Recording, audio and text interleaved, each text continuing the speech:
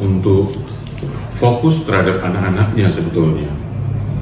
Sampai Komnas Anak turun tangan menasihati Saweran harusnya fokus hanya perkara anak-anak, jangan melebar kemana-mana untuk masalah selengki-selengki Sionse. Basi itu masa lalu, kenapa baru sekarang dibongkar? Lagian kalau masalah selengki itu urusan pribadi antara suami dan istri, ya udah, anak-anak jangan sampai tahu, biar tidak jadi kena mental, nggak depresi, nggak mengalami broken home. Ini benar-benar broken banget. Banyak kok orang cerai tapi anaknya sehat-sehat aja mentalnya. Ini dibikin dibikin hancur sama ibunya sendiri, membongkar aib. Ya yang begini boleh. Terus kalau lo tahu dari dulu dia slinky atau chongki-chong, kenapa bertahan? Aku bertahan demi anak-anak. Pret, bilang aja bertahan karena pengen rumah gede, pengen lift. Sampai Melani Rica-Rica datang, ini lift saya nih, pret.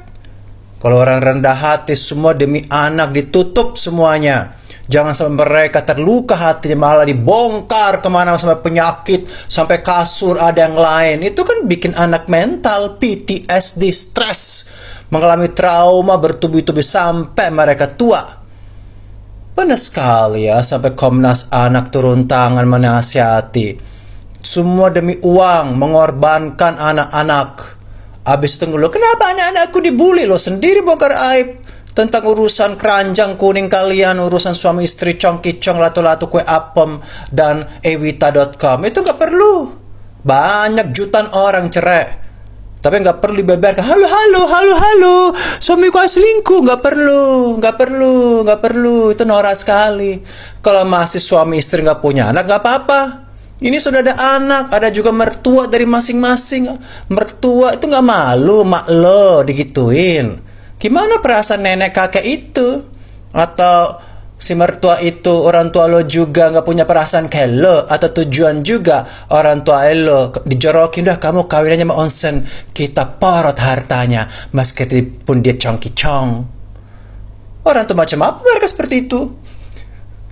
Benar-benar ya.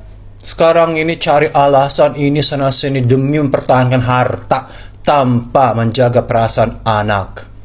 Nanti kalau anak lo musuhin lo baru nyahok. Tapi dari semua ini yang bawa sial siapa? Si CEO itu. Iya, dia datang untuk Aji Mumpung nebeng. Ini gerombolan glodok Aji Mumpung nebeng. Bawa gerombolannya, adiknya main tenis, terus ceweknya itu adiknya juga yang cewek. Gerombolan glodok nebeng, mumpung tenar, mau cari keviralan. Dia bawa sial tuh CEO itu. Kalau mungkin lo baik-baik aja live sendiri dengan anak lo, gak masalah. Halo anak-anak, kita live, kita jual sabun, kita jual biskuit, kita jual shampoo, gak masalah. Tapi karena lo garmek, mesum-mesuman itu, mesum sama si CEO itu, dia pembawa sial. Mana CEO itu sekarang? Katanya CEO kaya. Kenapa dia nggak beli aja rumah itu yang disita di lelang? Nggak sanggup kan? Orang waktu kemarin dia live itu sendiri, gelap gulita kamarnya, kecil sekali. Mungkin kos-kosan di Tanah Abang, rumah susun.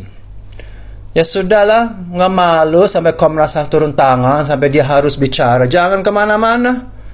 Makanya harus ada undang-undang dari hakim, bikin putusan sementara, tidak boleh suami istri ini ke sosial media dulu sampai ada putusan hakim untuk perlindungan anak. Karena ini menjadi contoh tidak baik juga bagi masyarakat. Nanti orang tua lain yang akan jongkok akan menghumbar aib mereka tanpa perasaan bahwa ada korban anak. Kalau anak jadi gila, mereka pun akan menciptakan keluarga gila. Gila lah negara ini gara-gara kalian artis yang hanya pengen cari sawer, endorsan, rela mengorbankan anak dan juga mental masyarakat se-Indonesia. Bertobatlah kau atau pulang aja ke nyancing pakai getek.